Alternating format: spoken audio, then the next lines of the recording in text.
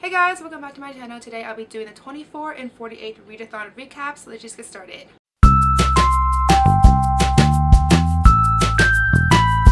So first and foremost, I completely overestimated my reading capabilities for this readathon. Originally, I wanted to read a trilogy, I wanted to read another book, an audiobook, and then 2 more separate books from that. So total was about, 7 or so books. And I didn't even finish the trilogy, guys. So for more information on the books that I wanted to read, I will link above my TBR video for you guys to check out. But like I said, I didn't even finish my trilogy this time around.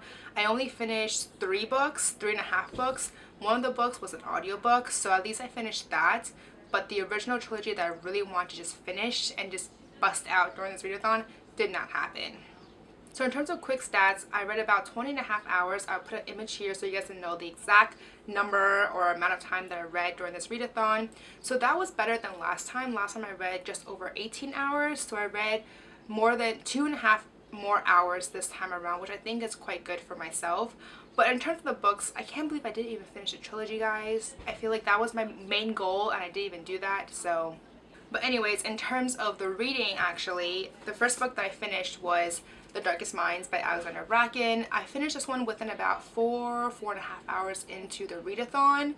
And then I didn't finish another book until 13 hours in, and that was my audiobook. Because thank goodness with the audiobook, that gave me 9 hours of listening time. So that was such a good help. To be honest, I think next time, I have to pick like 2 audiobooks because I didn't realize that I would finish it so quickly. I thought I would finish it towards the end of the readathon, but I still had basically like a day left by the time I finished. So I think the next time I definitely have to pick 2 audiobooks just in case I finish one and then I'm like, I don't know what to do next. And I tried looking for a different audiobook, but that didn't really work out because the next one I picked, I was not right into it. I listened to about 2 hours of it and I was just like, nope, this is not it for me. Then the third book that I finished was Never Fade by Alexandra Bracken. I finished this one about 15 hours in, so I still had about 5.5 hours after that, which is when I tried to look or listen to the other audiobook. It did not work. And then I got halfway through with the third book, Into the Afterlight by Alexandra Bracken. Honestly, I finished about halfway through. Right now I'm about 2/3 of the way in. I think the series is good.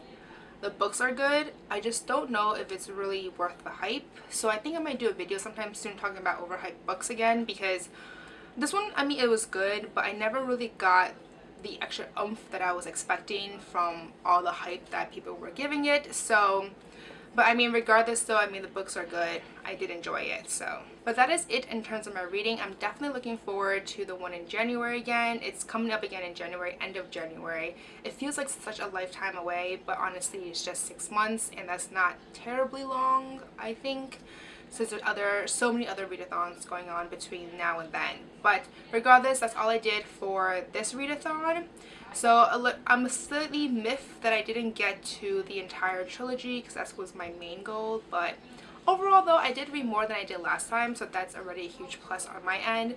Next time, I think the main tip for myself is to actually stay up the night before, because I do the same mistake every single time. I will say to myself, I'm going to stay up, and then I'll stay up, but then by the time it hits like 11 or 11:30, I'm exhausted because I've been up since like 6 a.m. usually, because I work out in the morning and then I go to work. So by that point, I'm so wiped out that I cannot stay after 12 o'clock, which is when it actually starts. So next time, I think for myself, I'll take a nap. I'll take a nap when I get home, and then I'll wake up around 11 or so, and then by the time midnight hits, I can start reading for a few hours, because I think that is the main key to actually completing the 24 hours, because everyone else that I saw on Twitter who actually finished the 24 hours, that's what they did. Well, I mean, I don't know if they took a nap, but I know that they read early in the morning on Saturday, like between 12 to 3 o'clock or something like that, and then they were somehow able to do, you know, the entire 24 hours. I think if I had read 12 to 3, I would have gotten to the 24 hours, because I really just needed 3.5 more hours left to go. And I could have definitely added another half hour Sunday evening. So I think that is the key for next time, guys. But anyways, that's all to say for this video.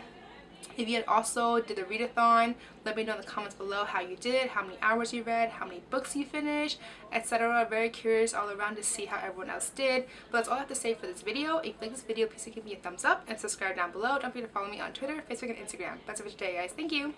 Bye.